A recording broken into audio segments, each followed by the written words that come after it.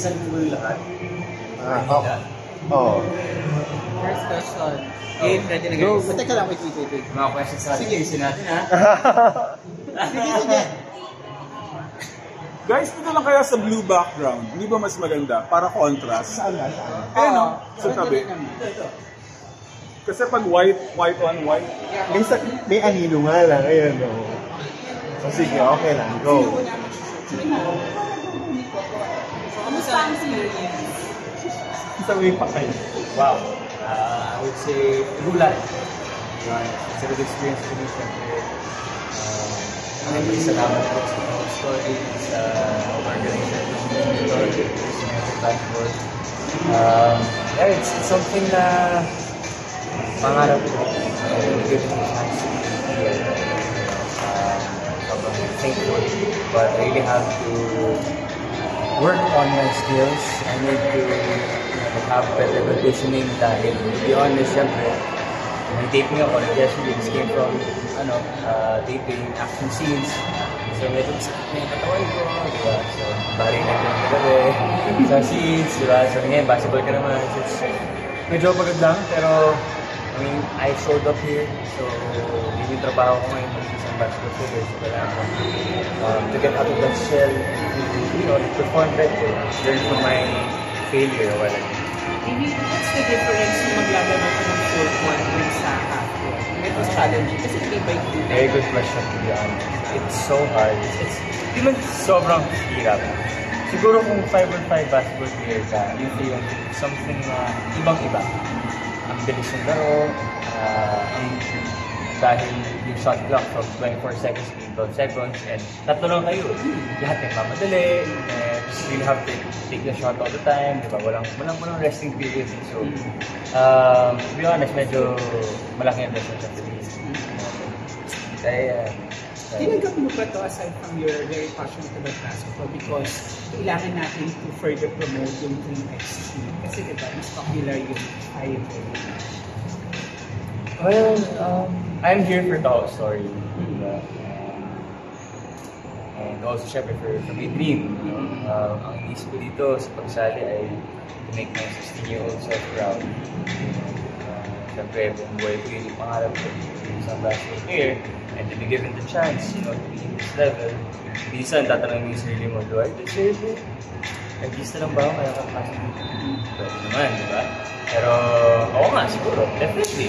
Pero, kailangan kong galingan para like, hindi naman nakakahiya sa mga nanonood, sa mga support sa akin, sa mga ibang basketball players, di ba na parang hindi ko mapasok ang dahil. So, kailangan kong galingan. And, Next question, how did you get into the hop store? I'm a fan of the brand talaga with Home Story. And nalaman nila na fan ako, ginawa nila ako. Kasi very basketball-oriented brand sila. So, basically, siya nila. Kailan ka ba ang huling naglaro before today? Noong Tuesday, nag-play ako with the team. Yeah, tapos sa the past few days, nag-shoot around ako sa gym. May court din sa gym ko. Yun lang, pero syempre yung professional level, never pa. I mean, in this caliber, hindi ko talaga, to be honest. I've been playing basketball all the time. Hindi naman, dati pa dati. But in college, kasi Yeah. Sino ba ang mga idol ng basketball? Let's go with Brian. Kobe Bryant talaga. David, alam natin na yung basketball medyo isikalan, medyo may sakitan. Handa ka bang masaktan dito? Lagi naman mo nasa. Anong klaseng sakit ba yan? Ba't lagi ka nasasaktan? Oo nga.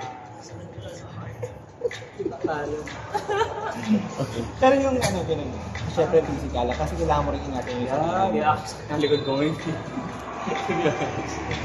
Sakit, medyo nabigla talaga yung level of competition. Siyempre, the past few months, I've been training, not so much for basketball. I've been training for aesthetics. So, siyempre, may kalisagin na ako.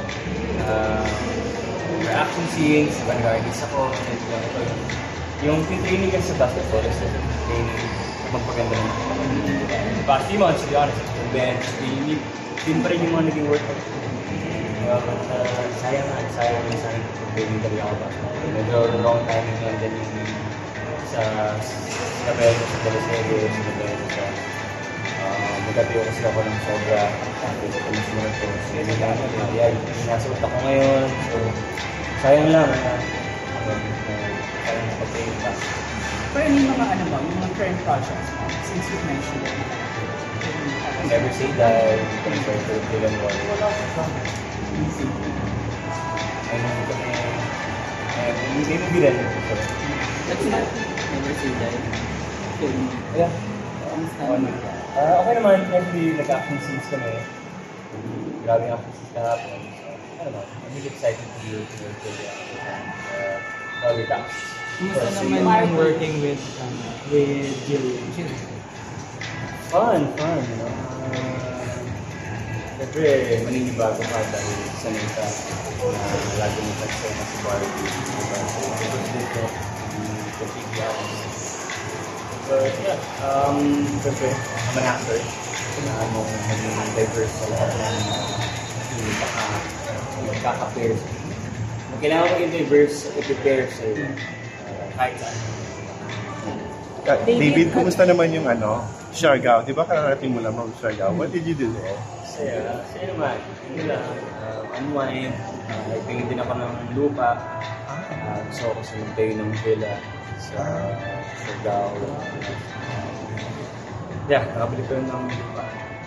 How do you travel all those, parang ang dami, kapag ako pelikula yung Pretty Boy, ang dami mong character. Yeah. Kasi, di ba sinasabi nila yung take it day by day? We may take it hour by hour. Parang, this part of my day, naka-time block ka for business, workout, and then pag-artista, endorsement tools, ngayon gusto ko ng villa. So, it's different. But, mahal ko kasi yung mga ginagawa ko. Pero minsan, nakakapagod. Yeah, I just have to remember why I'm doing this. Make your family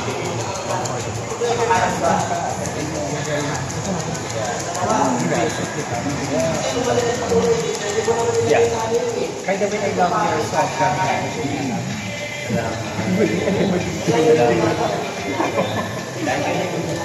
Pupunta ka dito ng kami. Ano David, mag-guest ka ba sa... Yes. Keeping doon. Namalabas na ako sa Monday. I think this week is coming. Kumusta naman? Ano maasahan na nito? Kilig. Kilig siguro. Wow! Kilig. Ano sabi ni Barbie? That time, she was really accommodating. Siyempre, show niya yung ako naman. Nakasali lang, nag-guest lang. So, always grateful niya. Lagi siyang supportive, accommodating, comfortable, and the same. Sure, ngayon kamusta na kayo ng party, yung relationship niyo? Fun. Kinakabahan ko. Kinakabahan mo. Fun. Happy. I'm really happy for her. David, are you open to the idea of doing like a teleserye or a movie na may pagka-sports? Sports, hindi. Sport na talaga. Kaya basketball, anything na inspirational. Siyempre, gusto natin nakapag-join ng inspiration sa mga kabataan. Sana bigyan ng opportunity. David, sabi mo kanina, future family. May naka-time block na rin ba ito sa buhay mo? Like in 5 years ba? In 10 years? Siguro sa secondary 36 ka na. Ayaw mo naman wala ka pang asawa, di ba? Lahat naman tayo, hindi ba? So, parehas lang din. Siyempre, ako tao lang din naman. Tao na naman ako. Minsan kasi, naisip ng mga tao, pag artista, artista, first time, trabaho na. So, tao pa rin ako. So, kahit anong mangyari, nandun pa rin ako, nakastick pa rin ako sa values ko. So, pa-feel ko na gusto ko sa kahit first ka na. kahit naman yung mga sikat na artista, for sure gusto rin nila ikasal sa tamang panahon. Sa tamang tao. Sa tamang tao at sa tamang panahon. Pero paminsan kasi, Ituloy mo yan. Tuloy mo naman. Nahirap ba ka na? kailangan mo na sumisip. Okay. Kailangan nilang sumisip. Medyo ka lang sa atin, live your life. Darating yung tamang tao para sa'yo kapag maganda yung ginagawa mo sa buhay. Hindi mo na kailangan maghanap na tulad ka na lang. But right now, you're dating ba? Oy, question. Kate, nagde-date ka ngayon? Are you dating? Mag-date is today. It's almost 23. August 9. 21st. Tomorrow, August 9, is today. And yesterday was 9. Witty! And you're 36, sabi mo. Tama ba? I'm not 26, I'm Not 22. Di ba, bata ka? Di ba, you're very young. Going back naman sa Tomas Marato restaurant in Sobra. So, Yeah. bakit doon yung napili mo location? Para malapit sa GMA.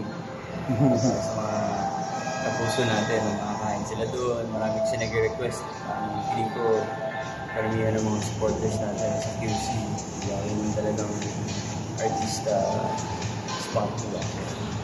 Yun, marami yung nag-request. Kaya doon tayo naglalagay. Ganda yung pwesto natin, malapit dun sa ano.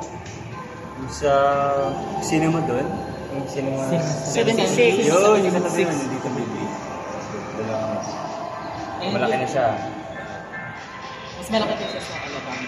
Wala yun. 600 square meters. So, David, of all the islands pala, Siargao ang pinakagusto mo. Not other islands. Love Siargao.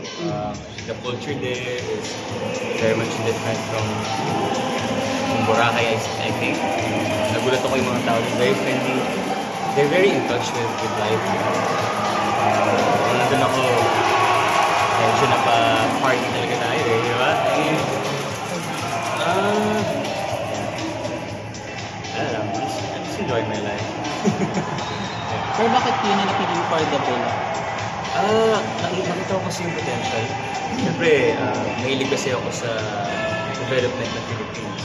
Diba? So, ngayon, maglalagay kasi ng airport. Maliit kasi airport na yan eh. Kaya maglalagay ng bagong airport sa Siargao. So, that gave me the idea na, mag-develop ito. Diba? So, titignan na natin yung Bohol. Maraming Koreans dahil meron silang international flight from Korea. Diba? So, yung magkaroon din dyan yung Siargao. Siyempre, pag mas malaking airport, mas bago, eh di mas maraming makakita. So, yun yung gusto natin.